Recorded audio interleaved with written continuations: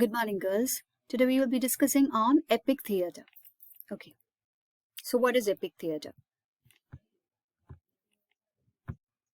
In German, epic theater is known as episches Theater, and it's form of a didactic drama. Now, what do you mean by didactic drama? Didactic drama means educate, to teach.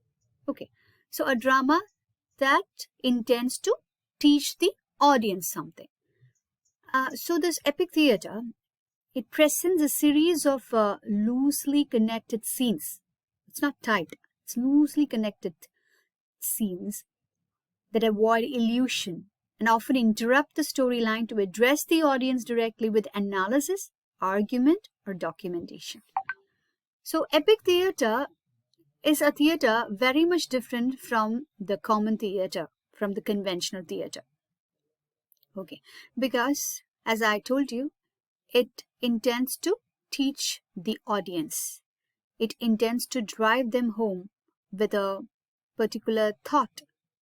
Okay, it just makes them think out of the box. So the plot will be loosely connected, and this is brought in order to avoid any illusion, like for the audience not to believe whatever it is being performed there in the stage. So we all know that the films, whatever we just watch it passively, right? We watch it passively, we take home whatever the director wants us to take home, and we just get trapped into that particular, a plot or whatever that is being presented, okay, without much of us thinking about it. Okay, so this is what usually happens. So epic theater but actually makes the audience think.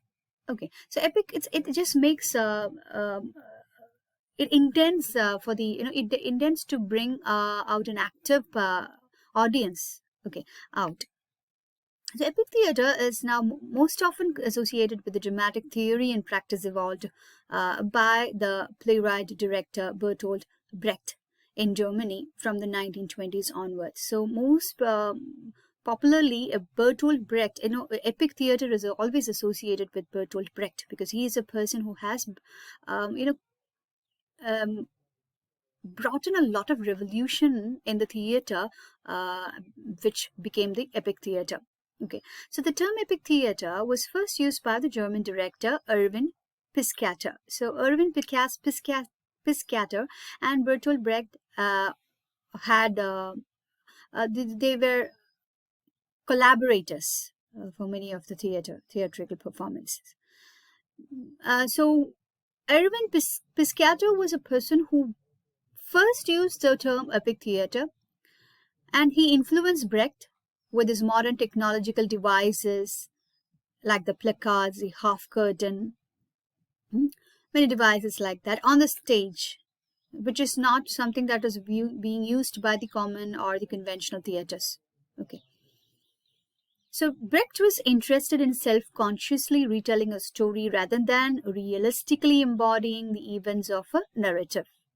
This is what we usually see, the realistic portrayal of an event or a story. Okay, his techniques encourage the spectator to view the way in which playwrights and actors presented the tale, exposing the mechanisms of theater and promoting an attitude of curiosity rather than emotional and empathic response to the acting typical of the naturalistic and expressionistic forms dominant in the German theater at that time. So what we get to see in the theater is a realistic portrayal, right? And the directors or whoever, they expect a passive audience, right? And the audience will be getting emotional and sympathetic towards the actors, right? So this is what we usually see in the common conventional theaters.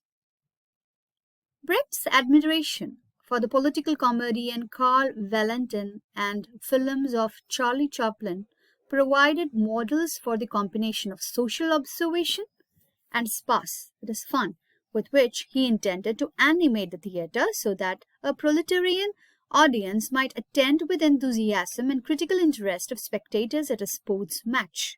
So we know that when you're watching sports, for example, maybe football, yes, football, cricket, you could see that you will never see a passive audience, do you?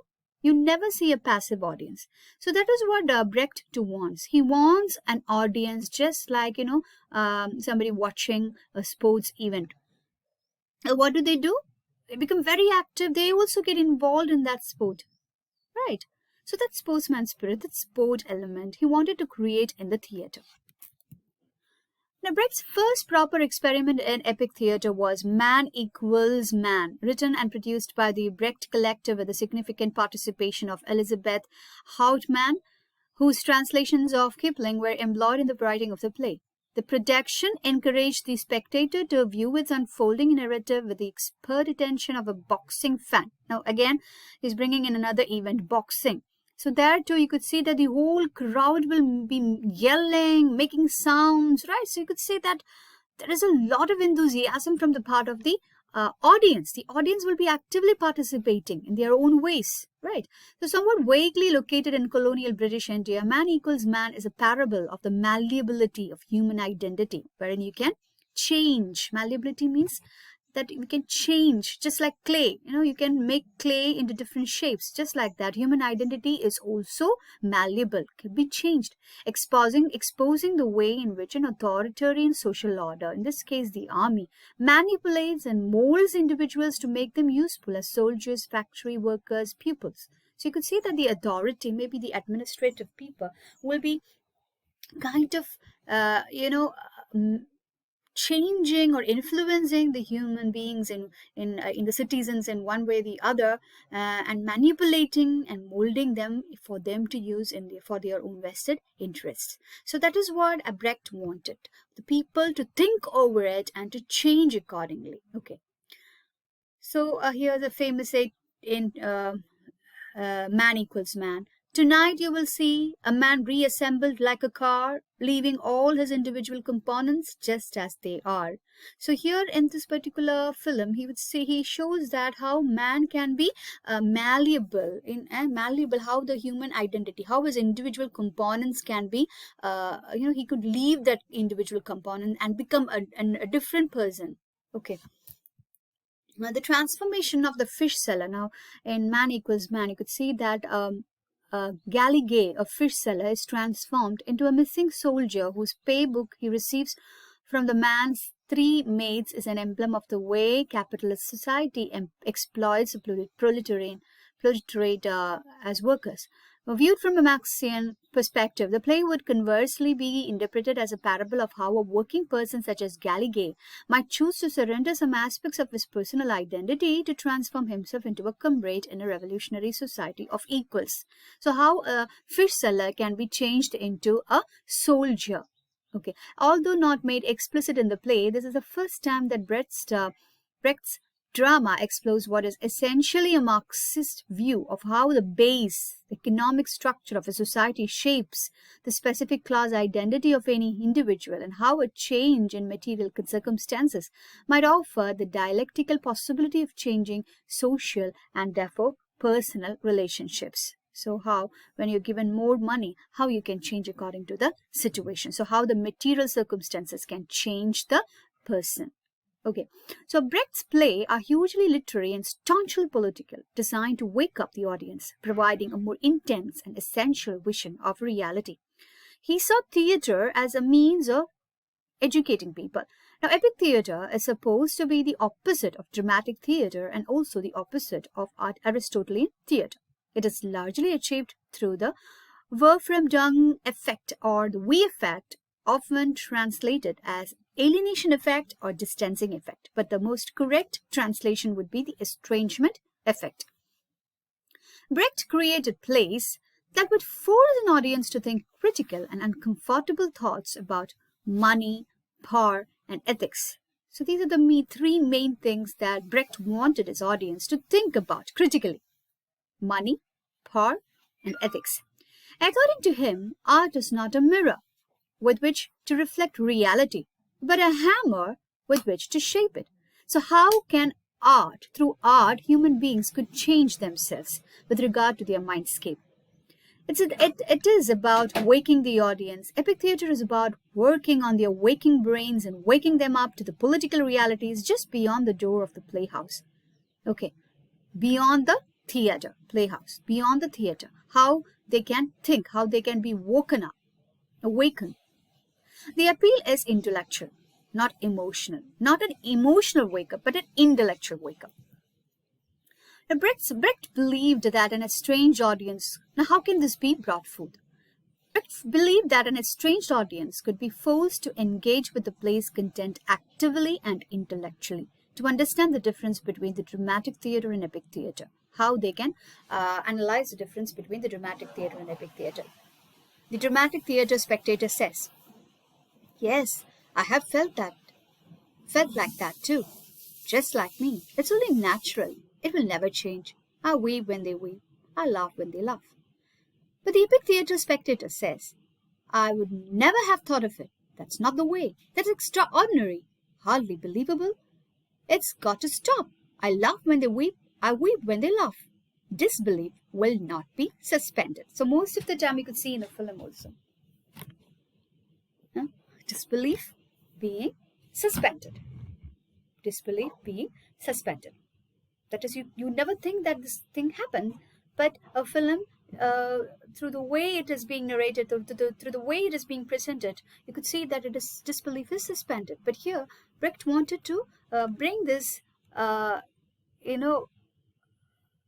italics, full caps, that disbelief will not be suspended. People should react to certain things that is happening in the society. The audience understands that the construct is artificial. So through the presentation, the audience will understand that the construct, whatever is being constructed is artificial. But that is not true.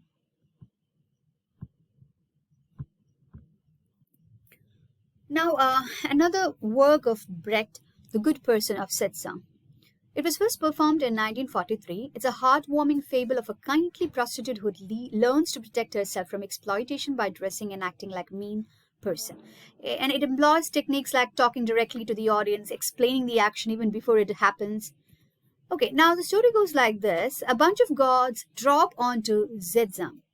Looking for a really good person, they have trouble finding one until they come to the door of the prostitute Shenta, who takes them in even though she's penniless. Now the gods reward Shenta with money and tell her to continue to be good. She takes the money, buys a tobacco shop, tries to be good, but her generosity just makes her a target. She falls for a pilot who steals her money and leaves her pregnant. Then Sheta has a bright idea. She disguises herself as her cousin Shuta, dresses up like him, and orders all the freeloaders to leave the shop. Shuta is really good at business, that he built a tobacco factory. Getting disguised as Shuta is so hard on Shente that she cries, which people hear. They think Shuta is behind the murder of Shente. He has to face trial and he is tried for murder. Shuta reveals that he himself is Shente. Gods who were present in the trial room leave Shente, who cries out that it is impossible to be good and survive in the real world. In having the same actor play both Shente and Shuta, Brecht distances us from strictly identifying with the character, and the story creates a dialectical conflict between right moral action and social survival. So this is triggering the audience to think, be the change Shenta needs to see in the world. So that is what Brecht has to say, tell the audience. In an epilogue, the responsibility is foisted onto the audience. Now, the audience, the rest of the work has to be done by the audience. You should now consider as you go what sort of measures you would recommend to help good people to have a happy end. Ladies and gentlemen, in you we trust. There must be happy endings. Must. So this is what I call didactic. This is what Brecht wanted to teach the people, to inform the people that how you should change, what the society is expected to be, how the society is expected to be. Now, these are the two videos which you should watch. Okay, thank you.